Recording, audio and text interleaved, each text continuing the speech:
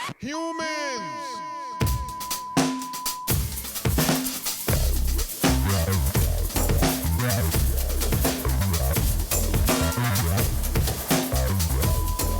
The Dana Murray Podcast.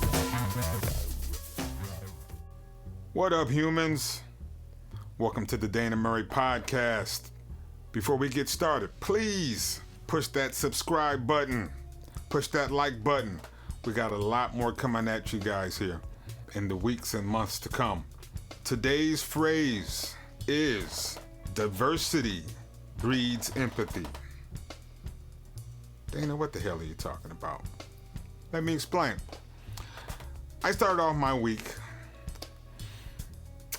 with somewhat of a rant that I placed on Facebook. I know. I will read it to you. I hear you guys laughing at my glasses, but yeah. I wrote, I make myself watch a fair amount of Fox News so that my perspectives are informed by multiple views. I'm left with the knowledge that though I often disagree, everyone over there and those that support Trump are not stupid. On the contrary, there is a great deal of intelligence. Having said that, I am left with the question, if most are very aware that our president is a liar and definitely more corrupt than not, then what is your real agenda? I said that with rhetorically in parentheses, because I think I know. Then I said, how many are willing to go down with the ship? Answering this simple question would keep you from looking so idiotic. Respectfully. Now, I will readily admit that was somewhat rant-induced from all of the ridiculousness that has been going on this week, in the past couple weeks, with the impeachment inquiry. I'm happy to read to you this. I won't report their name because they sent this to me in a private message, but I do want to read it to you. It says, Hey Dana, I have an answer for your question, but I didn't know if it was really wise to post it publicly. I don't have any interest in becoming a lightning rod for comments and clapbacks. That's fair. My honest take on it is this. People are disappointed in Trump on a lot of counts. He is imperfect in almost every way. The fact that he won the nomination still confuses me a bit, and it's probably a better indication of the current state of the U.S. than the fact that he won the general election. But when it came to the general election, I believed, and still do, that more people voted against the Democrats for myriad of reasons than voted for Trump.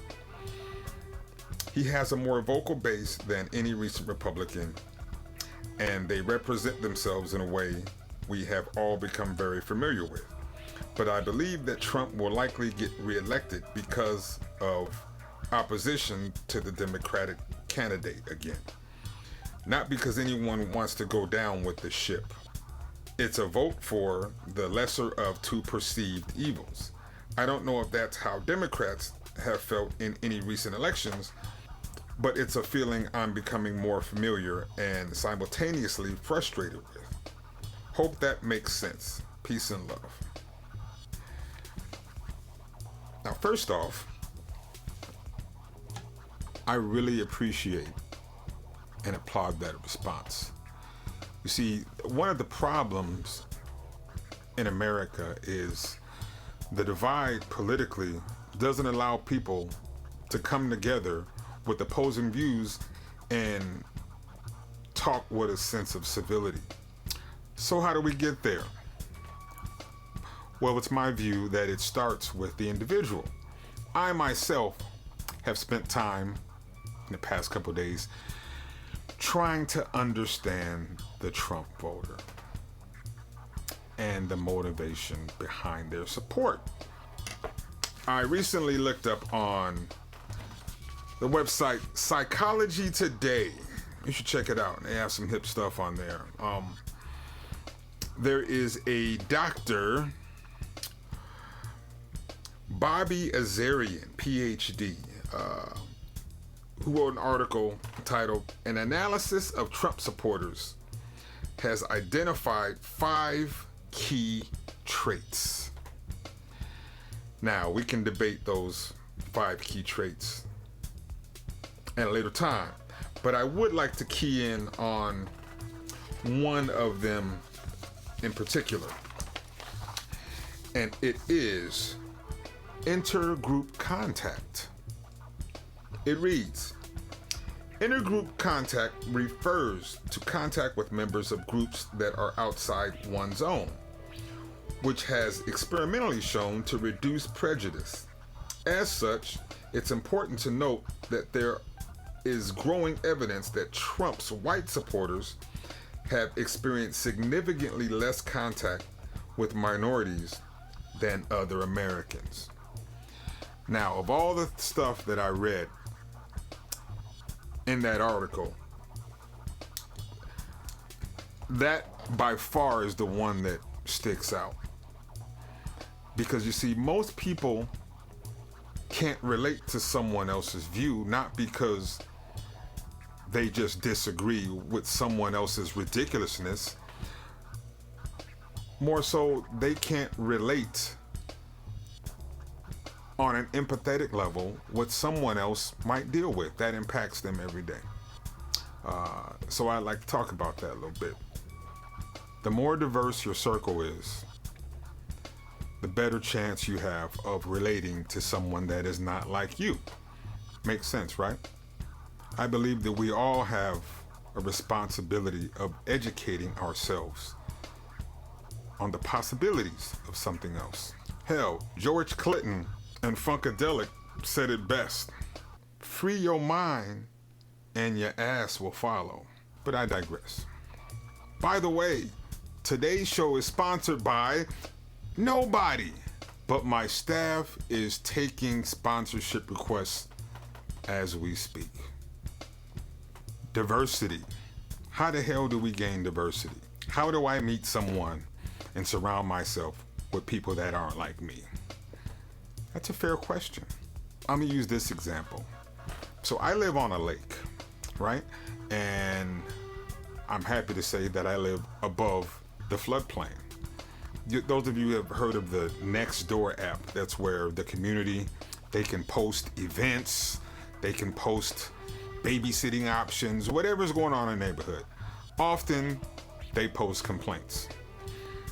One of them being the ones that are on the floodplain, they complain about their beach being eroded by boats going by or jet skis going by.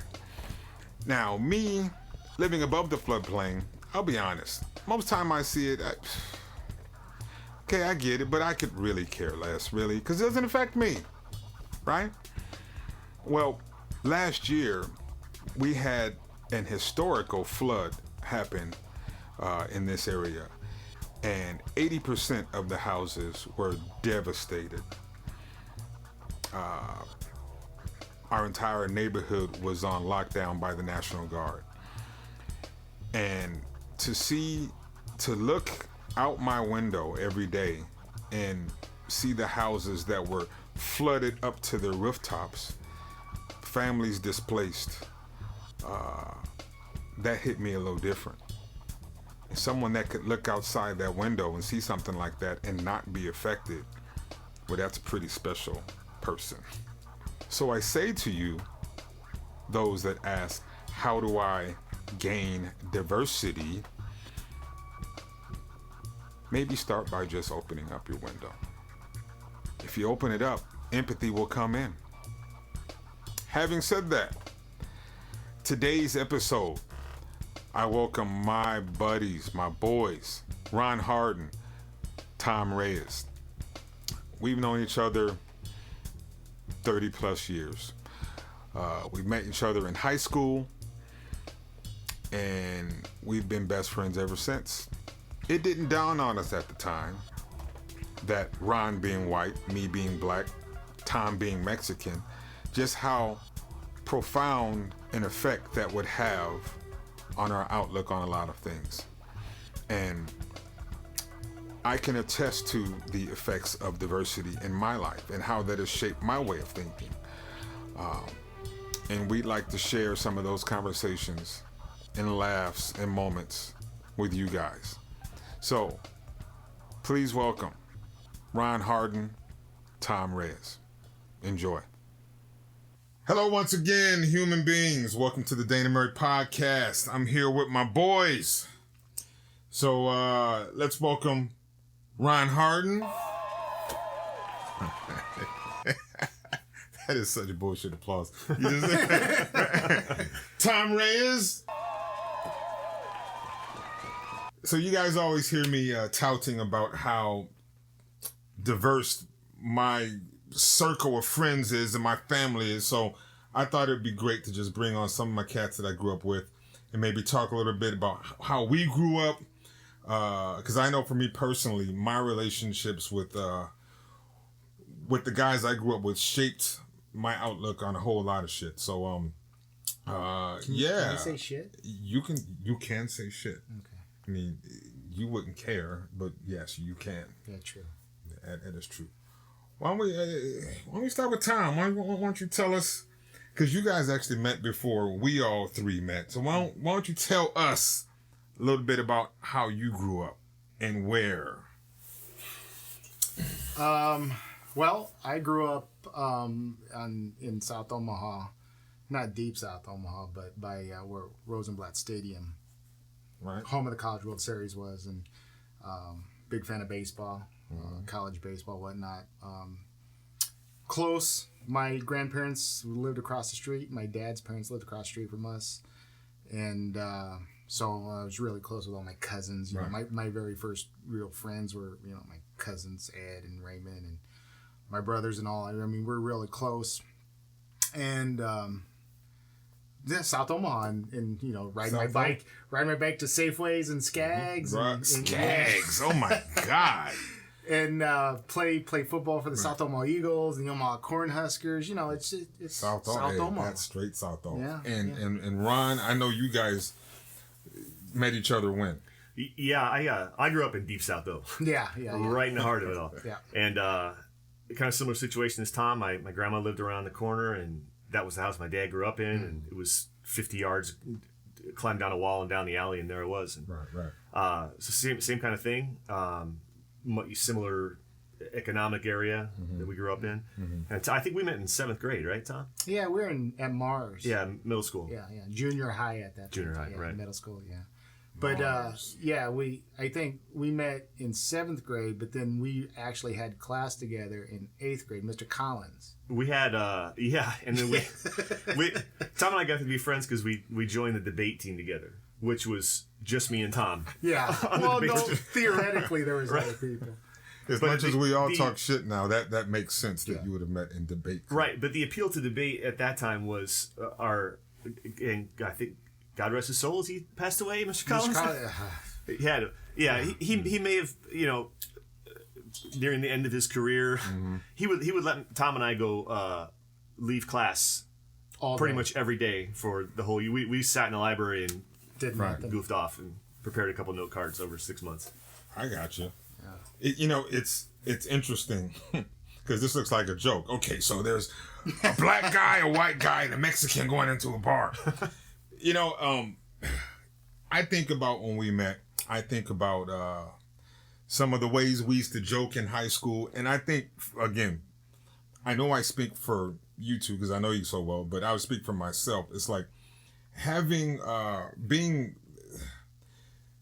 I guess, racially conscious came not from tiptoeing around stuff, but us being ourselves and genuinely respecting the other person. Because no one, listen, I've heard, no one has told me more black jokes than you two.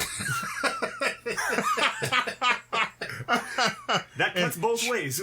Yeah. And all of my life, 15 minutes ago in the other room. Right. Yeah. And I had a power to go back. But because of that mutual respect coming from when we were young, that shapes your perspective on real life. So just to take certain current events, if I grow up, even if I'm not around someone that is Mexican, maybe I'm talking to some white guys, and if there's something that is said that I feel couldn't be said around my boy, then we'd have a problem. Not because he's my boy, but because that has shaped a narrative for me that it's more real than to just say random shit.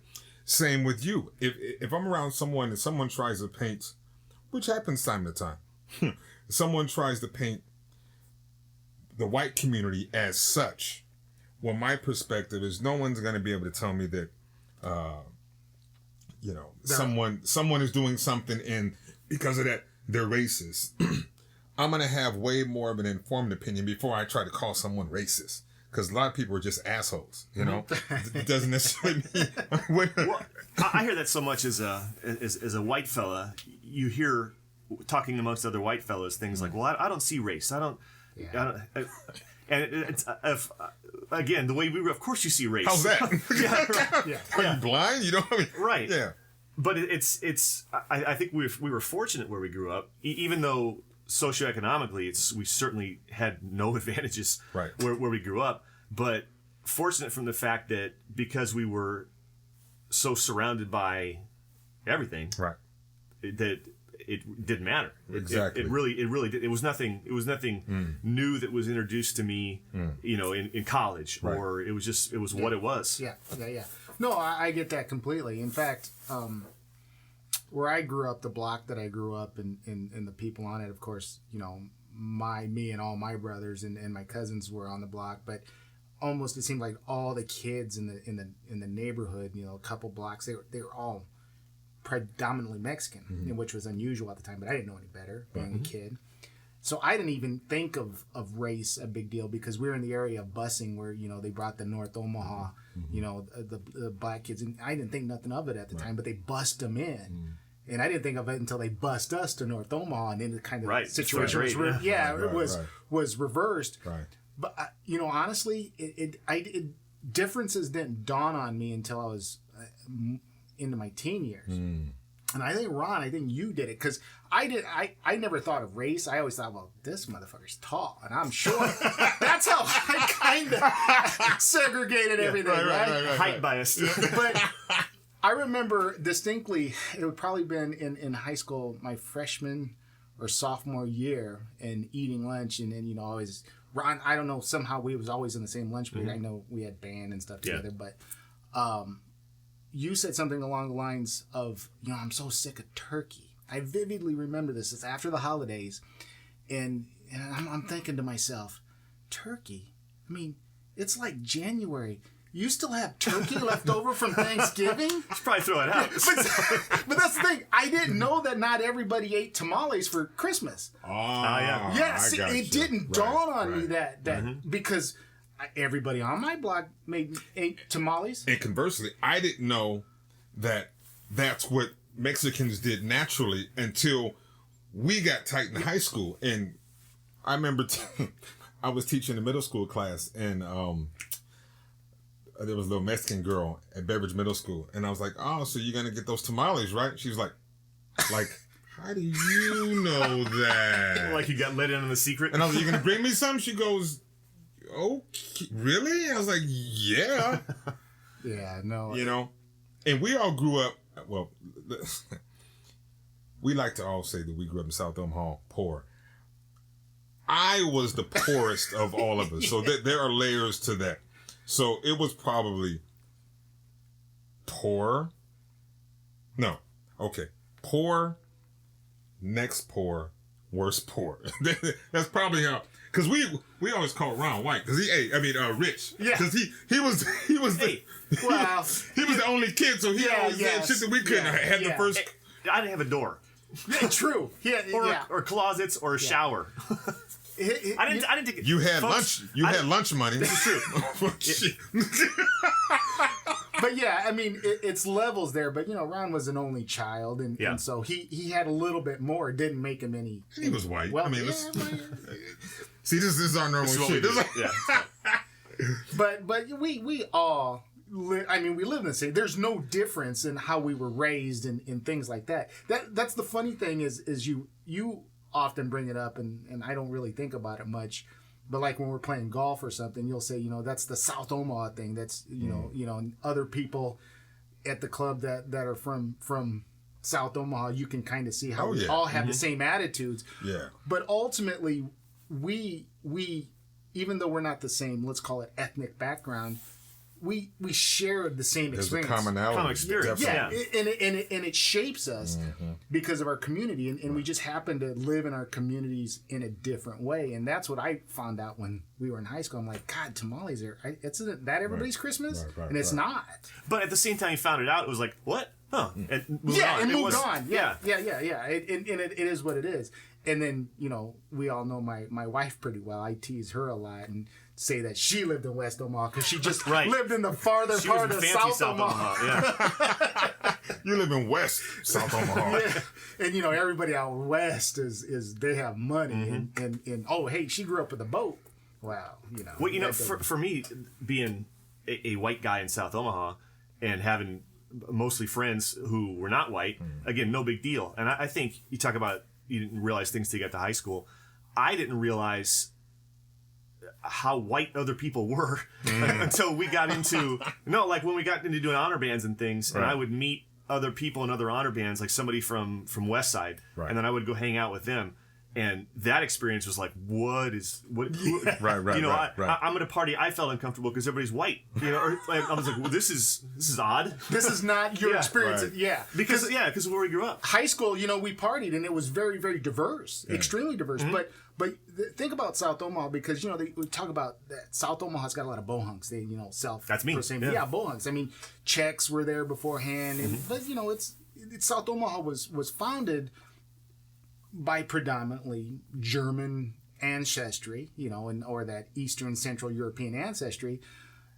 But I was my family was migrated into South Omaha for jobs and whatnot with the packing plants going on, and my grandfather coming from Central Nebraska and working at UP, which was close to, the headquarters was close to where he chose to live and grew up. My family grew up and whatnot, but we distinctly are the first of this next generation, that 70s where the more multicultural South Omaha comes in. Definitely. But traditionally, the 50 years, before South Omaha was a bohunk Czech community. Right. And I don't know if bohunk is a slanderous word or whatnot. Not to me. I've never heard that word, but Bohemian, Czech, I got Czechoslovakian.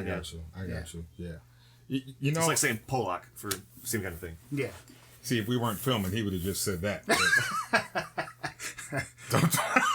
Don't water it down for you. So, can you imagine not growing up with that diversity that we had? I mean, that shaped everything for me. It's like I can't imagine not having a diverse childhood, because growing up, middle school, high school, grade school. When we moved, I was born in Waterloo, Iowa, and moved to Omaha, I guess when I was 6. My mother was going to college here. The whole family moved here. And we moved to West Omaha. I never forget this. We moved to 108th and right off of Blondo. Yeah, I know, because I still had to come pick you up because you didn't have a car. No, from South Omaha. That was after. That's later. What do you see? You just interrupt me on some shit. You're in a whole nother era. Anyway, backing up. When I was 6, we moved to West Omaha. And there was nothing else, after our neighborhood, which was at the time the Lake Forest Townhomes. That was the end of Omaha. Yeah. And I went to Sunny Slope grade school for a year and a half. And then we moved from there because my grandmother and my aunt got a job in South Omaha. We moved from there to the South Omaha projects. Yeah. And talk about eye-opening. I remember getting teased by all the kids who used to say, "Man, you sound white." You white boy. And getting into fights. Like, what do you mean? I talk normal. Why do you talk so like that?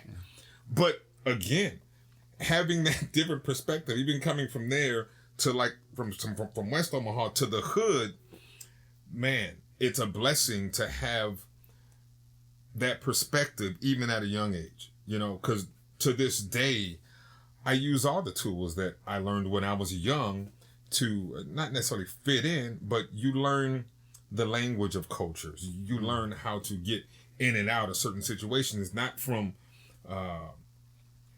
guessing how it might go, but from actual experiences.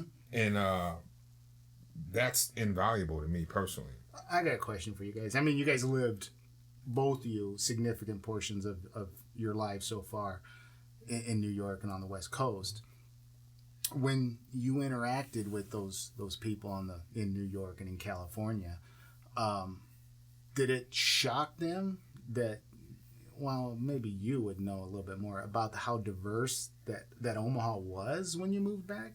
Because I know when I interact with people around the country, it's kind of an eye-opening.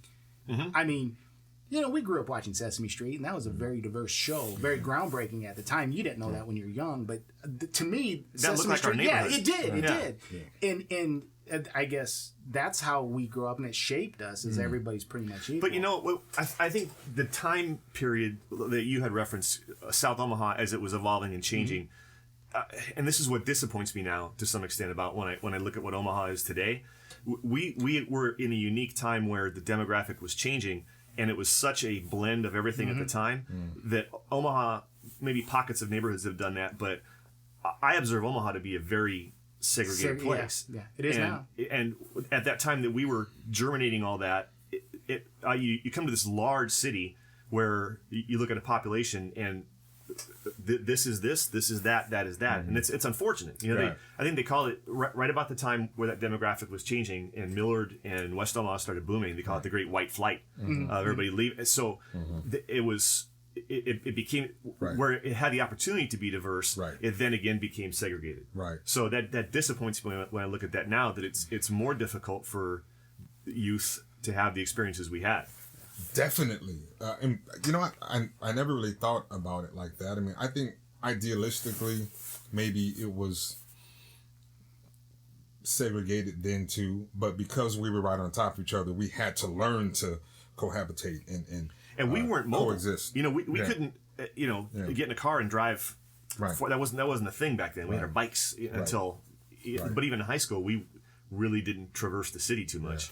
But you know, Omaha is interesting because it's conservative in a way that a lot of the, I guess, underneath the surface sort of conversations you could have, I don't think a lot of the population even had then. We did because we were kids. We grew up together.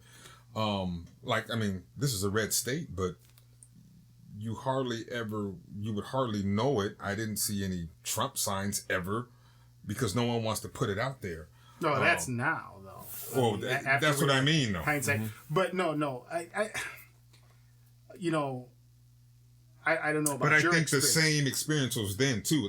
But we didn't have the opportunity to feel that because it was never tested to the point where we would actually know because no one brought shit from under the surface a whole lot back then. Now, people are like, well, shit, it must be cool. Yeah, I don't like this, I don't like that. And it's like, whoa, hey.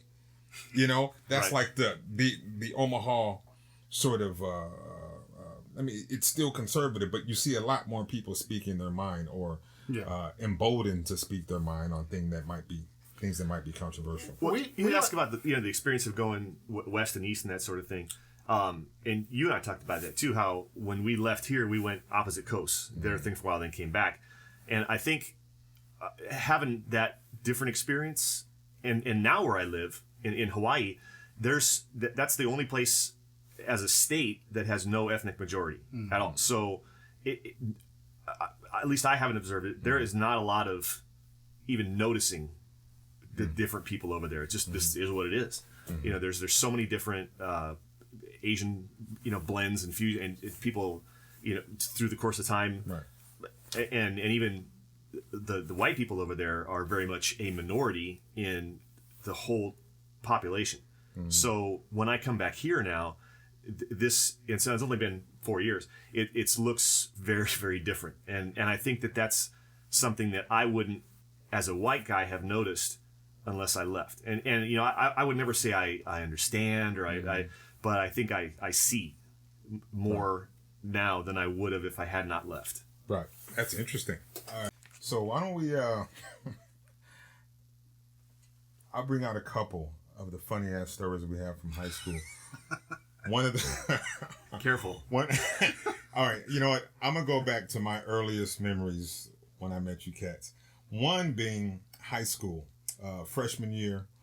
No, I had to be sophomore year because you were driving.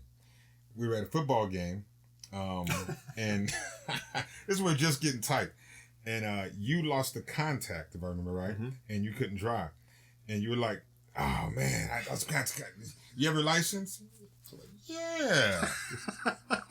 You sure you can drive? It's cool. Arrested Development. Dana, in fact, did not have a license. Hey, did I get us there safe? I don't know. I couldn't see. I was in the back. Like, yeah, I got a license there. Let's go. Let's go. I'm good. He never even drove a car before. Oh my God! How about band camp when we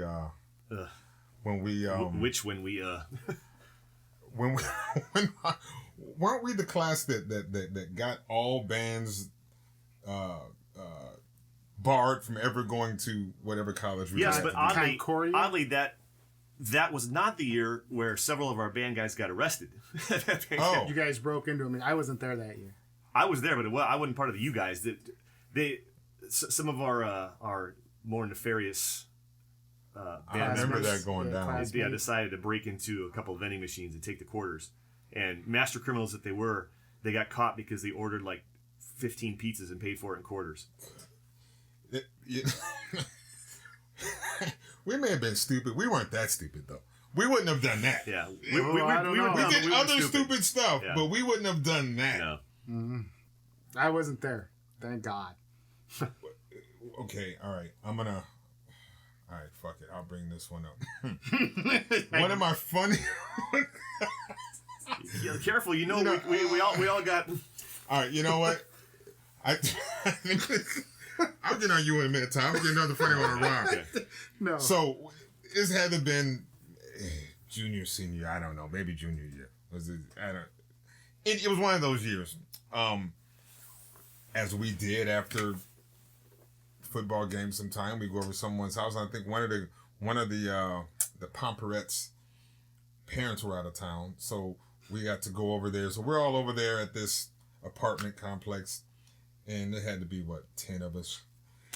And like kids do, hey, let's play strip poker. This is some of the funniest shit. So we're playing strip poker. This is the first part of it. This guy, I'm not gonna call any names, but you know you are, dude. He was just getting killed. He finally has to take off. He's down to like his underwear. We're like, damn, boy, don't mess up. Boom, he gets to take it all off. So we may have all been sipping on a little, shame on you. Something maybe. So we're all a little buzzed. Not that we ever condone anything like that. Except him. This guy takes off his underwear because he lost. Ron proceeds to go.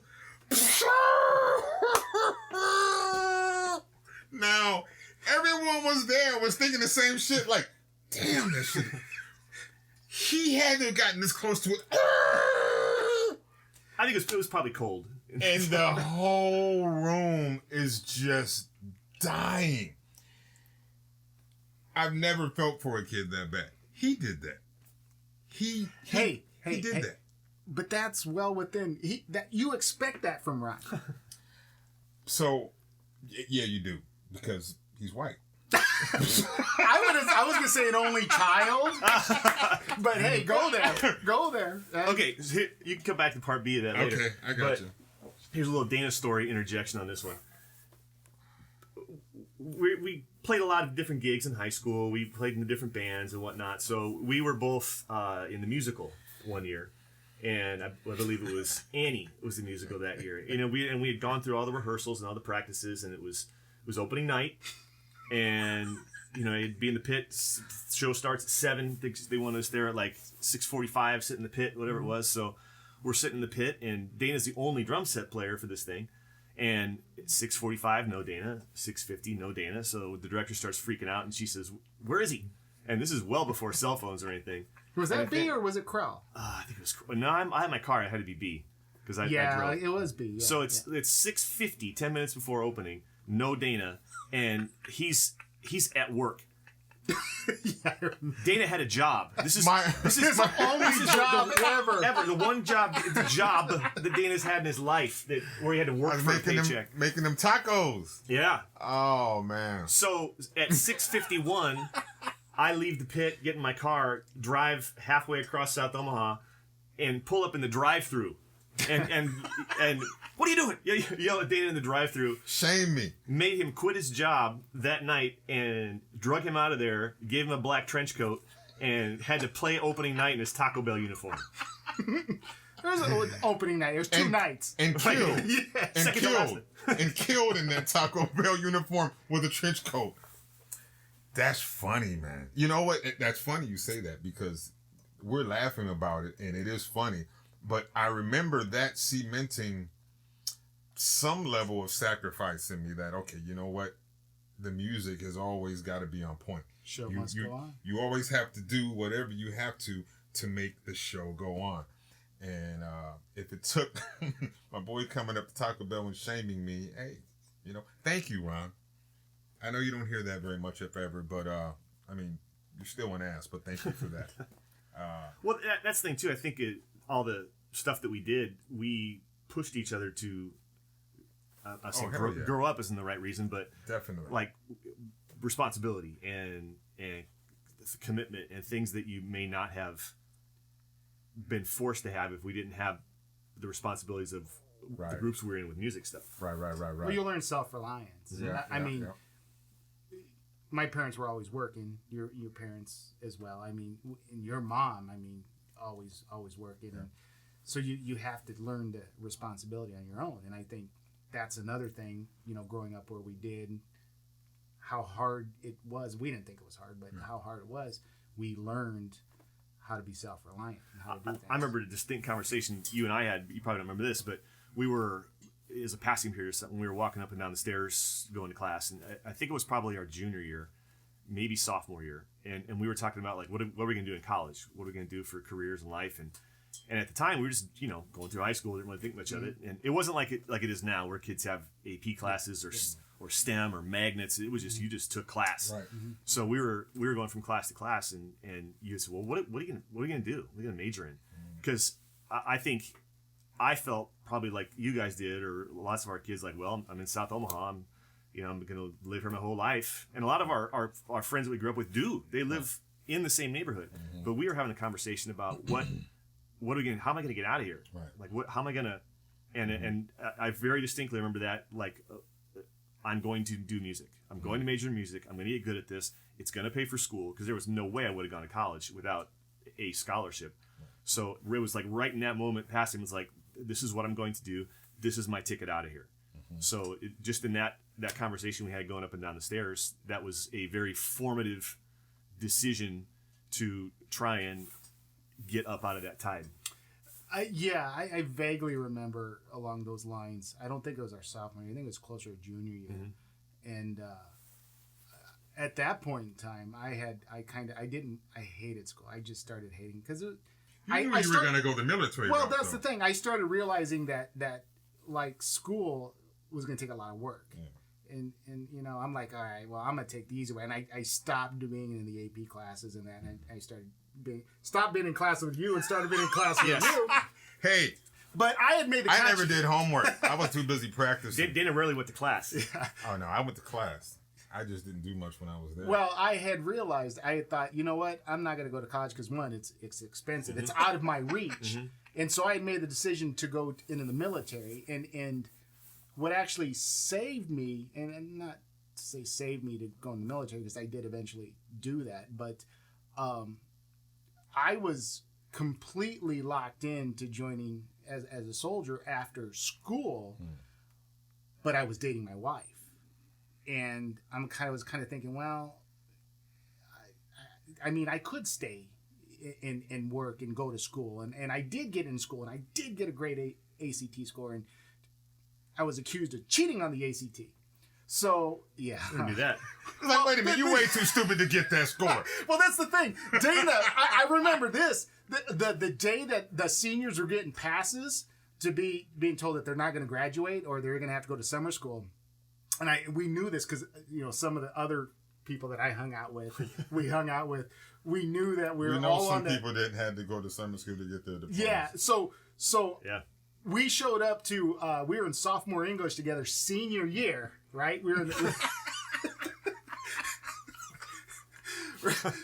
I got a pass. Yes, you heard that right. And Dana goes like, "Damn, you're not gonna graduate in front of all these sophomores in school." And I'm like, right. And so I walk and go down to the counselor's office, and I sit there, and this female that's in our class that I was good friends with, and we were all good friends with. She was sitting there crying because she had to go to summer school, and I'm like, oh. And then I sit down. I forget the counselor's name, but he proceeded to say, "Well, hey, we got your scores back, and there seems to be some irregularity." And I started like, oh man, I'm gonna have to take this test again, right? And I didn't want to take it in the first place because it was like 3 hours at UNO on a Saturday morning, the day after I had baseball or something. And I'm like, oh man, I got to take. And I'm like, well, what if you're not going to go to school? And he goes, no, you got a good score and it doesn't match your GPA, so we're going to need you to take it again. You don't have to pay for it. And I'm like, yeah, that's what I care about. I don't want to take it again. And this mother. Embarrassed. I wasn't worried about it. He embarrassed me in front of all those sophomores. Well, you know what?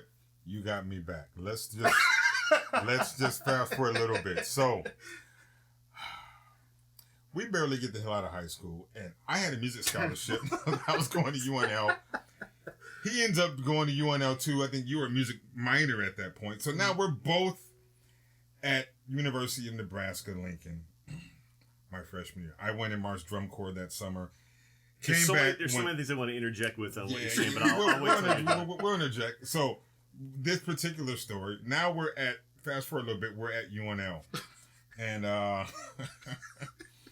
we're in the dining hall for lunch. Now, sometime my mom didn't always get my tuition my meal plan payment there on time. Yeah. Sometimes, Black people just procrastinate about shit that they should be on top of sometime. That's just our shit. Sometime. Hang on a but second. I digress. What can I take a quick pause on that? This is how I think I've realized in life I'm definitely not a racist. Because we didn't refer to it like that. We always just called it DST. It was Dana Standard Time. Yeah. I thought it was just Dana. Wait. Is I thought it was David clapping?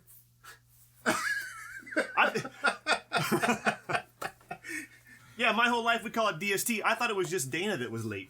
Oh, my wife's gonna love this shit. Anyway, we go to the lunch line At Selleck, in my residence hall. Selleck, and they take your ID card. It was new. That where you swipe. Yeah, that was a new technology. You go boo-doo. Next one, boo-doo. Well, if your shit wasn't current, it would go beep. Now we had built. Because Mexicans aren't that much more punctual than Black people. Sometimes his shit wouldn't go through either. But this particular time, my shit went DD, right? Crowded lunchtime. It's crowded. I think like half the flag girls are there. We're going through, got all my shit. Shit goes, here you go. DD. This motherfucker says, motherfucker, college ain't free. Have you seen Get Out? Man, yeah. I went to the sunken place, dude. That's how far away I was trying. I went to the sunken place on my own accord. I was like, he did not just do that. So whatever I did in high school, okay, touche. I got you. Okay. I think, just to bring it back, all of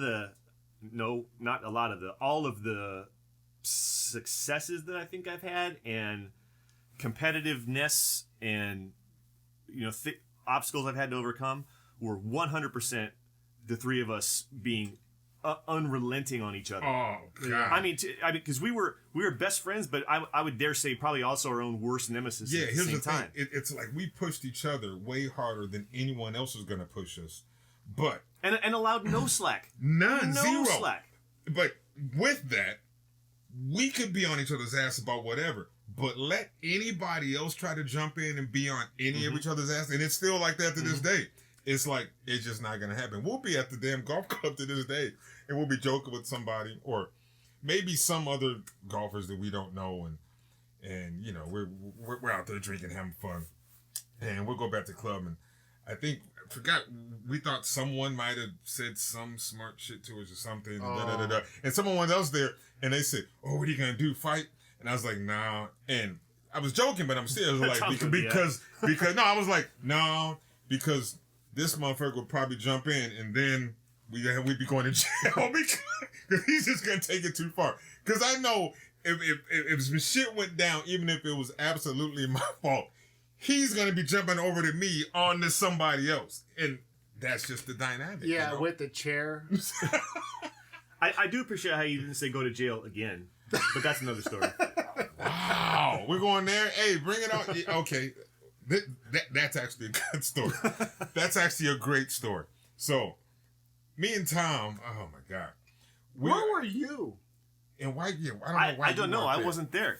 This is summer. Is this our senior year? Was it after senior year? No. No, because we both left. You both marched drum corps that year, right? Yeah. Maybe you're just out of time. I did legally.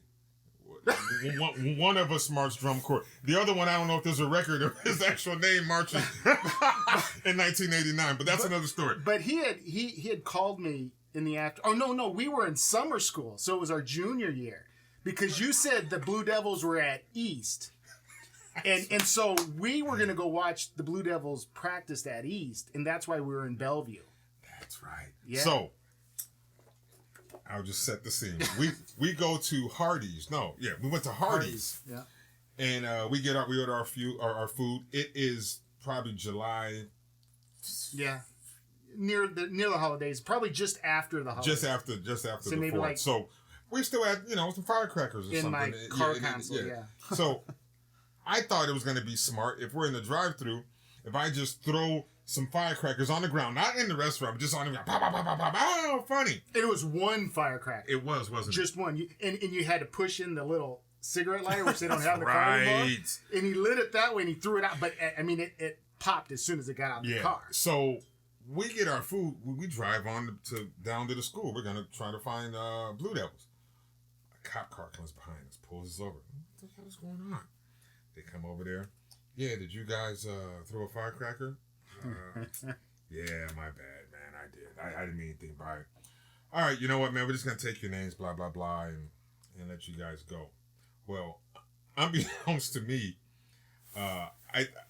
another story. God, this deep. We had gotten the MIP like that summer before. No, it was earlier that year. Earlier that year. Yeah, when we were cruising Dodge. Right. These guys. You weren't there. I wasn't there. Okay. Tom actually went to court, and I'm just like, this ain't a big deal. Being the idiot I was. I didn't go. So, unbeknownst to me, I had a warrant. So, from that firecracker incident, I actually got taken. They didn't handcuff me, did they? Yeah, you were on the ground spread eagle. No, I wasn't. Yeah, See, no. yeah, always making like shit that. up. Come on. He's all, no, Bellevue cops, they didn't even don't play. handcuff me. They didn't handcuff me. You went to jail. And hey, I did go to jail. Cruiser. Well, it was jail, but it was like a holding room till my pops came. But at Sarpy County Courthouse. You know what? They took me to the edge of Bellevue, and then OPD took over. OPD. Yeah. So and you this went to motherfucker ate. I got taken to Clink Clink, and he ate my Hardee's. Before he called my mom. Sounds about right. He's like, Miss Murray. Hey. Day Dana before locked cell up. phones. Day before cell phones, right? I had you to had go to drive to a all payphone. the, Even yeah, if food get cold. I had to drive all the way to my grandpa's house, right? Go inside, unpack the Hardee's bag, start eating, and then remember what your phone number was. Okay, so there's that story, which is a called great story. twice. Let's go back to the house party and the strip poker. So, strip poker. Now we've all lost and we're all pretty much naked. Not me. Were you there? Yeah. He was there. So, all of a sudden, we're like having fun. Go. Oh, shit. Me and Ron went upstairs. It was the police. They got a noise complaint. It wasn't police. a neighbor. It was the police. They had a noise complaint. Ron and I go hide upstairs in the closet. I go and answer the door. And we're like, okay, they're probably just going to go, and then they're going to go away. We hear talking. Well, we're going to have to check the premises. Oh, shit. We hear footsteps coming up the stairs. We hear him going into the bathroom and the other room. Okay, maybe he's just going to see. We hear him come into the room. We hear footsteps. And I remember I can see the light, and all of a sudden, I see feet coming to him. I'm like, this is not going to happen. He opens up the door. Me and Ron are like, he's like, yeah, you two come on out of there. And you know how they have to look like, I don't know what you were doing. None of my business on that level. I'm not going to ask. But you guys going to have to get the hell up out of here. Butt naked.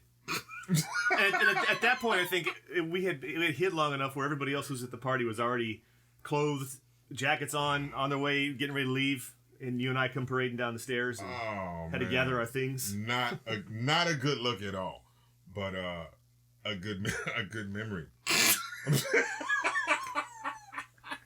Hold up though. All right, these were in stories. How about the time we went down to the old market? We went there. What's that area? What's that area that we were? This was like in February. Central or Park Mall. something. Central Park Mall. Jean Leahy Mall. Yeah. Back when they still had the It lake. wasn't Jean Leahy then. It was called Central Park. It was Yeah. called Central Park Mall. And we're walking down there. It's cold as shit. There's ice on the lake. We decide, hey, let's go over to that. No. Tom was going to jump. Tom decides he's going to go and walk over the lake and go over to the little island that's in the middle. I'm like, I don't know, man. So he gets over there. He's walking out on the ice. I'm like, damn, okay, maybe it's safe. And he goes to jump. Well, you hear it. Yeah. So Tom thinks, oh no, run. I better jump. Yeah. Goes to jump, and his whole leg, it's cold as shit. His whole leg goes all the way down there. So now he's like trying to swim out, grabs onto the. So now he gets. This is the funny part. So now he's on the island. On the island, he's got to get back. Yeah. So now he's on the island, soaking wet, steam coming off his shit. So like, damn, Tom. Oh, he's like, shit, I gotta get back. We better get you home. You're gonna freeze. We gotta freeze. Jumps back, kind of swims, gets over it. Now he's back. Now both shits are like all wet. All right, man, let's just go start in the car, get you warm, get you home. We go get in the car. Ron's like, all right, here we go. Oh, shit. Wait a minute. Okay, they're just probably in my jacket. Hold on. Oh, there gotta be some. I can't find my keys. Guys, I lost my keys. I'm like, what the fuck do you mean? You lost your keys? So now we have to find a payphone to call and my call dad, your dad to bring the extra set of keys. To bring the extra set of keys. How did you not die? I'm tougher than you. God. Remember that? The one time in my life I lost my keys. Oh my! I don't know about that, but yeah, Central. Yeah. Hey. That is a story. Well, we're not going to tell all these incriminating stories, but what I did want to get podcast listeners a chance to listen to our stories growing up and how diverse our childhood was. And these guys are humble. They're never going to speak on themselves, but they're both extremely successful. Tom is in investments, about making that money. He's at First National. Should I have said First National? Sure. Just cut it out later. Hey, we found out you.